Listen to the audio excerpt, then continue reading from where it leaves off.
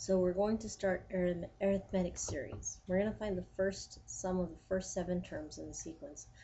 3, 5, 7, 9, 11. So let's just write it out. We're going to find the sum. When we're talking about a series, what we're doing is we're adding up the terms of the sequence. So we could have 3 plus 5 plus 7 plus 9 plus 11, and we want 7 terms. So we have 1, 2, 3, 4, 5, 6, 7. Now, one of the easiest ways to do this, we can use a calculator, but there's a trick I want to show you about this because it's going to affect our next step. And it's going to affect the equation we have. If we add 3 and the 15, we'll get 18. If we add the 5 and the 13, again, we get another 18. 7 and 11, again, 18.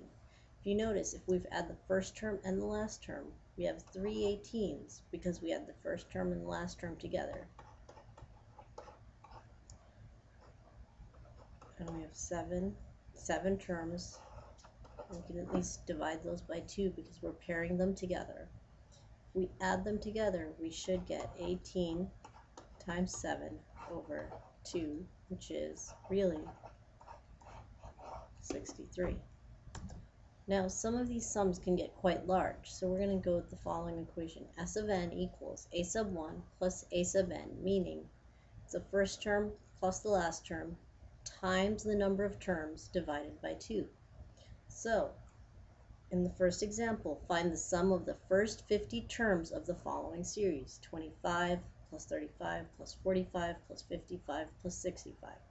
The first thing we need to get before we can start is a rule for the sequence. And the rule for the sequence in this case, again, we take the common difference, which in this case is plus 10n, and if we go back one term, we get 15. Now, if you want to work it out, by all means, go ahead, but you should get 15 plus 10n.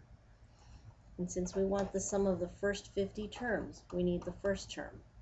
We have it right here at the beginning, which is 25. But the thing we need is we need the 50th term because we need the first term and the last term. And that's why we actually have the rule. It makes it a lot easier to get the 50th term. So if we work this out, we should get 515. Now, in the next step, we're going to take this. Since we have 50 terms, our n is 50, and now we can just put it into our equation. So we get S of 50, because we have 50 terms, equals 25 plus 515 times 50 divided by 2. Now again, if you use a calculator and work it out, you should get 535 times 50 divided by 2, or 535 times 25. Now multiply it out, you should get your final sum. Now, example 2, we're going to find the sum of the first 41 terms of this sequence. 20 plus 17 plus 14 plus 11. Now again, the first thing we need is a rule for the sequence.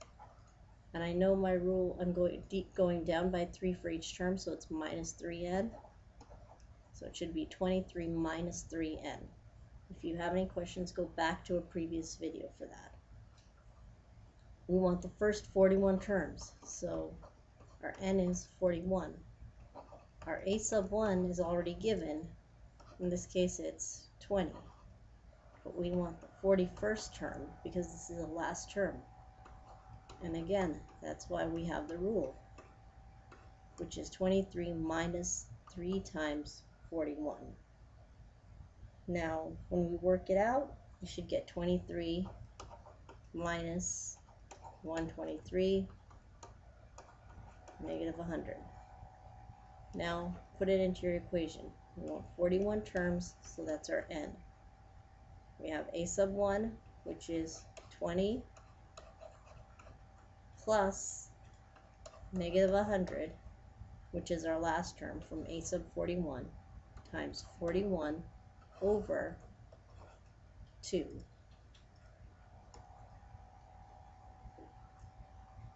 Now, if we add this together, we should get negative 80 times 41 over 2. Now, for me, I can work it out. We can divide it out, but if you use your calculator, you should get negative 1,640. So the sum of the first 41 terms will be negative 1,640.